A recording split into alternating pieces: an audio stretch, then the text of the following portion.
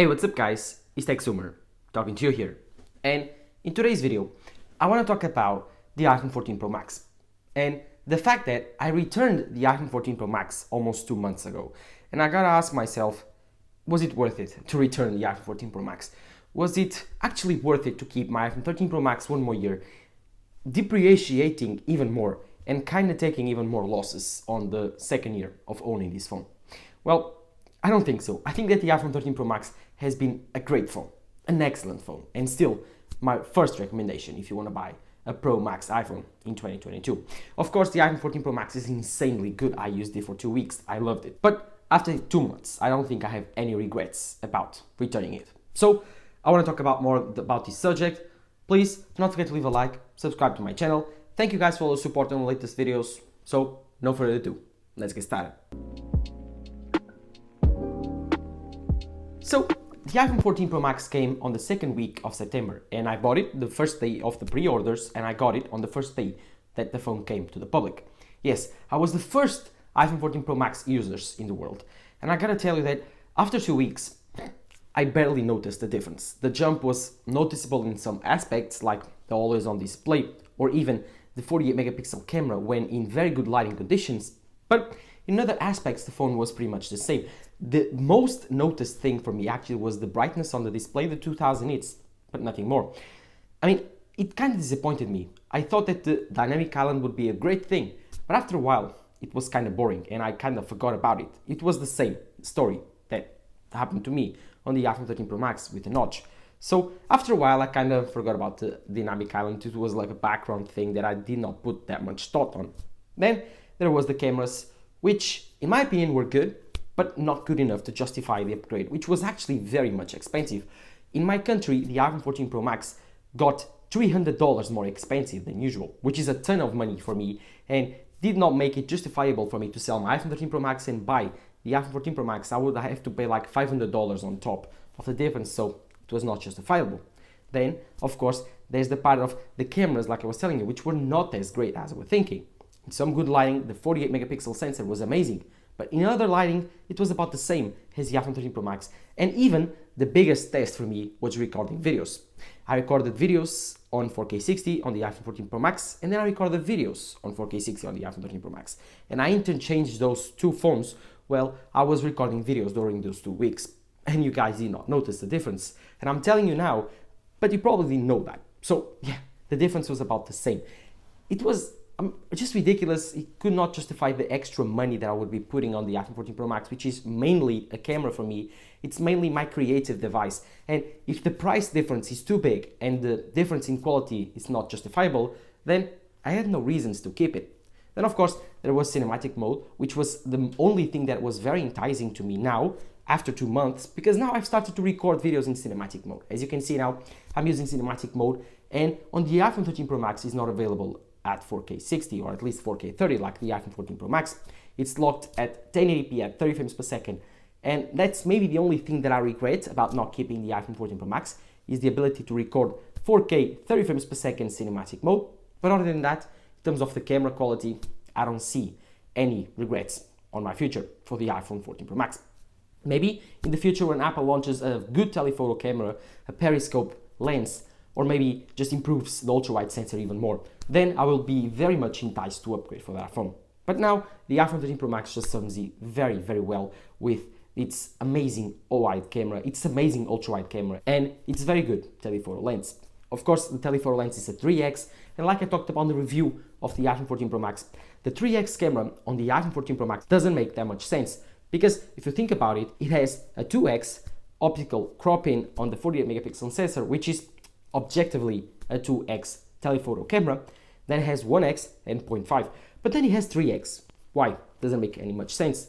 That's why I think that Apple is preparing the launch of a 5x telephoto, or at least a 10x periscope lens. For that, I will be very much interested and excited.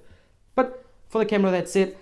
I do not have any regrets, which is the most important part of an iPhone, and if after 2 months I don't have any much big regrets about that camera swap, then I pretty much don't have any regrets at all. The A16 chip is the same. The display, it's barely better. It's 2000 nits instead of 1200.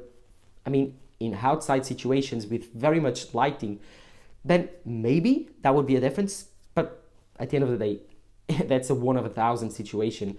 And I mean, I do not regret saving the money for that. Then there's the Apple Watch Ultra, which was where I put the money for the iPhone 14 Pro Max on. And this has been my favorite purchase ever. So, yeah, I don't have any regrets. I put the money from the iPhone 14 Pro Max on the Apple Watch Ultra. It was about $600. So, yeah, then I sold my older Apple Watch and I tried to recoup some money from that. So this watch was not the full price for me. And then, of course, I had the iPhone 14 Pro Max in my mind thinking, maybe should have kept it for dynamic island and for review purposes and, for example, for 4K 60 cinematic mode. But at the end of the day, I'm an Apple sheep, yes, but I'm not stupid. I do not burn my money just because I like to. I need to make informed decisions and I need to stick to the values that I try to teach you. So, for example, if I told you, like I did on the review, that the iPhone 14 Pro Max was not worth the upgrade from the iPhone 13 Pro Max, then me, as a tech reviewer, should be keeping my promise and my advice and should be at least take my advice and try to show you how good it was. Then I decided to return the iPhone 14 Pro Max, keep my money, which was a lot. That was a terabyte version of the iPhone 14 Pro Max, almost, or at least in my country, more than $2,000. And then I use the iPhone 14 Pro Max as my main phone. And I do not have any regrets. The battery life is very, very good on the new iOS 16.2 or 16.1 version. The battery life now is much, much better than the older 16.0 versions. And now I don't have any regrets. My battery health, I think it's at 89% or 91%. I don't know, but it's a good health nonetheless. 1 year, 9% degradation, so that's great. And then, of course, there's the fact that the iPhone 14 Pro Max color was not my favorite. Yes, space black was cool, but Sierra blue in my iPhone 13 Pro Max, I think it's much, much better. So, yeah, so many reasons for me to return the iPhone 14 Pro Max at the time. So many reasons for now, do not have any regrets. So, if you ask me, do I have any regrets 2 months later from returning the iPhone 14 Pro Max? I do have one, like I told you, 4K 60 cinematic mode, but that was not strong enough for me to keep it. So, at the end of the day, I still recommend you going for the iPhone 13 Pro Max if you are looking for saving a little bit extra money and still getting 95% of the package of the iPhone 14 Pro Max. Of course, if you really do like the 48 megapixel sensor, of course, if you do really like the dynamic island and you are hopeful for the future of developing apps for that new system, then go for it. The iPhone 14 Pro Max is a great phone. I loved it. It's the best iPhone ever, actually. It's better than the iPhone 13 Pro Max. And of course, the iPhone 14 Pro Max will be, in my opinion, the best phone of the year. It's a great choice. If you do love the iPhone 14 Pro Max, do not be afraid to buy it. I'm telling you, as a tech reviewer, that if you have the iPhone 13 Pro Max, it's not worth it to buy the iPhone 14 Pro Max.